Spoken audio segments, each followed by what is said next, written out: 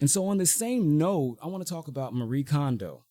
So for those unaware, Marie Kondo is a Japanese woman, media figure, personality, and she has gained international acclaim off of her espousing a philosophy of decluttering, right? And now I've never watched, the programs or read her book or, all that stuff. I'm just, catching what I see in memes and stories.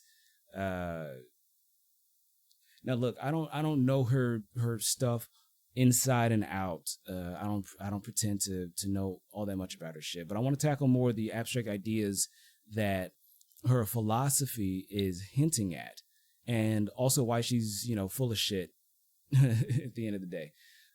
So the whole decluttering thing is, what some people might refer to as minimalizing or minimalism or downsizing. Now, I just want to note a difference between the two is that minimalism, that while also being hey, what's going on? So that while minimalism, while being an artistic movement, it's really just a grander philosophy of, you know, of reduction of, cravings, a reduction of, you know, clutter, or reduction of distractions, and just a purposeful of the purpose. Here's what I look at it as. So while minimalism is in part an artistic philosophy, if you abstract a little bit more, it's just a philosophy about, cutting things down, decluttering, making more space, and allowing yourself to focus more on, certain attributes. Whereas, and the thing that distinguishes it between downsizing is that downsizing, the way I understand it, is like you get downsized from a job, so it isn't voluntary. So minimalism I look at as a voluntary attempt at reducing, saying the burdens or the distractions or the stimuli in your life, versus downsizing, which is, damn, I got to make a decision. Do I keep my lights on, or do I keep this Netflix account, or do I keep this gym membership, or, get the groceries that I prefer to eat and whatnot, or whatever, you know. Because the thing is, I've had to, and most of us have had to do both. We have had to, downsize because of unexpected turns in life that may include, losing a job, or just having a issue with one's health, or, just having any other type of calamities come up, right? And then there's also been minimalism, where I just wanted to kind of really focus on what is it that's really driving me, and what is it I really care about, what is it that I'm aiming towards. And so part of that was, being able to address the influences that have been guiding my decisions up to that point, right? And, like a lot of kids growing up, watching a lot of TV, so much of your imagination, and so much of the things that you're conditioned to understand, are in the framework of mass culture being dispensed over, mass media from these corporations that are priming us to become loyal consumers.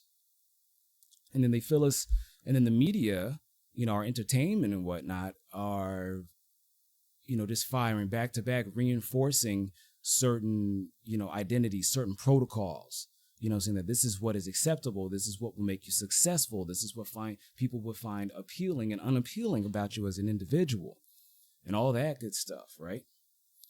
And, of course, it's important to be cognizant of all of those things, but sometimes you just really want to, decompress and isolate yourself and cut yourself off from all those things, and really get an understanding of what it is you actually believe, and what things have you just been conditioned to do, or felt that you couldn't really deviate from without serious social penalty, right?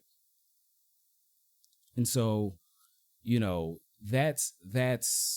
so both things are important, but I just felt that it was important to distinguish these things, because I hear them get used interchangeably, And I think that is important to distinguish between the value of making a voluntary attempt at, reducing the different influences in your life and the different things that you make yourself, the different things you make yourself obligated to, versus downsizing, which I look at is involuntary reduction of usually it's material goods and whatnot.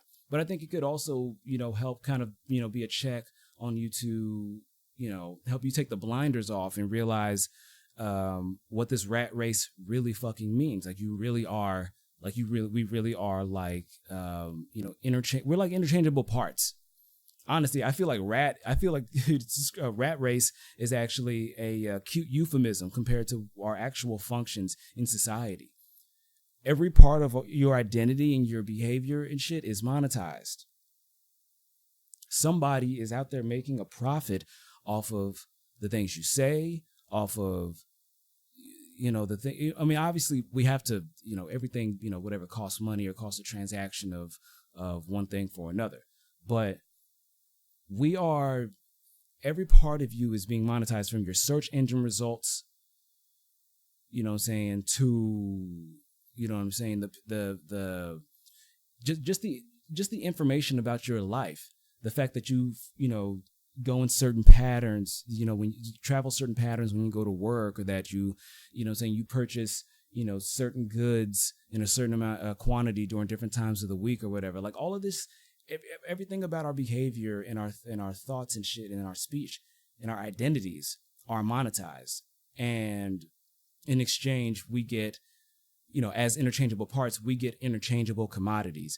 We get to go to the store and see 32 flavors of the same processed, and refined, cornflakes, with different dyes and sugars and shit, right? I get to go to, to the store, and, I don't have, it's like, where would I be?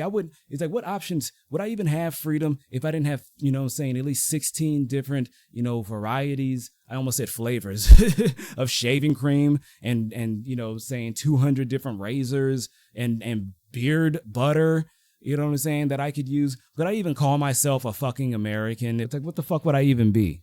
You know what I'm saying? Like, I'd be an animal. But that's the thing. We get this illusion of choice, when it's just a handful of motherfuckers that are just selling us slight variations on the same product, just with a different packaging. And then we get the illusion of individuality, in that, that we don't have. And the thing is that I don't even, once again, I don't look at that as an either or, thing.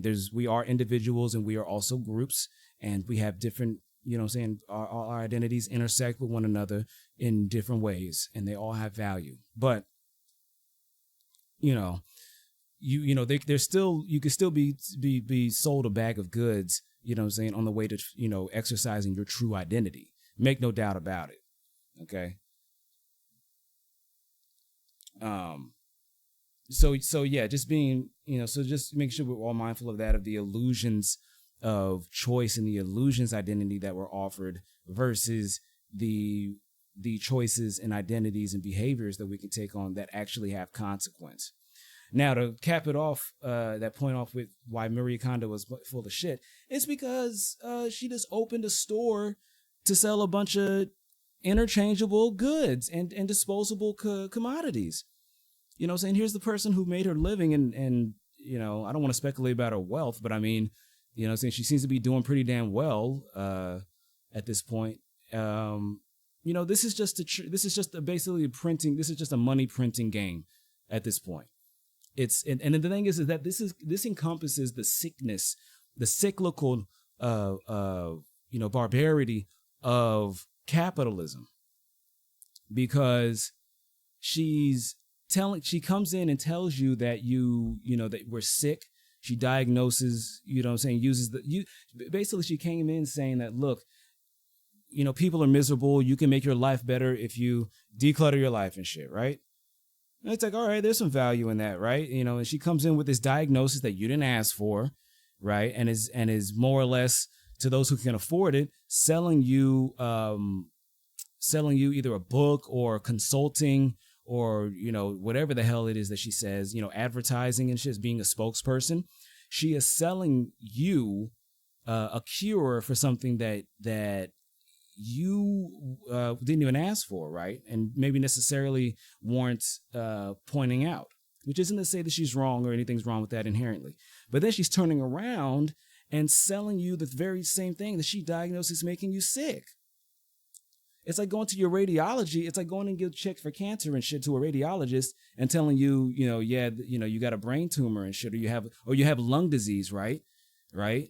And then, saying you come in for, after your first chemotherapy session, saying, hey, can I sell you a pack of Marlboro Lights? You know what I'm saying? Or have you tried these new Cool Crushes or whatever the fuck, or these organic, what is it? The American Spirits and shit. It's like, what the fuck are you doing? Like, but the thing is, this is capitalism, because you can never have enough money and you constantly need to be rotating out the disposable commodities which you sold, because after a while people will become desensitized to it and conditioned to it, and you need to sell them their new addiction. And so Marie Kondo is full of shit. She's just another hyper capitalist, and doesn't care if people are actually making strides to improve their personal lives. She's just finding a way to profit off of the widespread discontent of people who are realizing that capitalism is not actually providing the quality of life that is not offering a quality of life that is acceptable for most people who are keeping it sustained, the working class.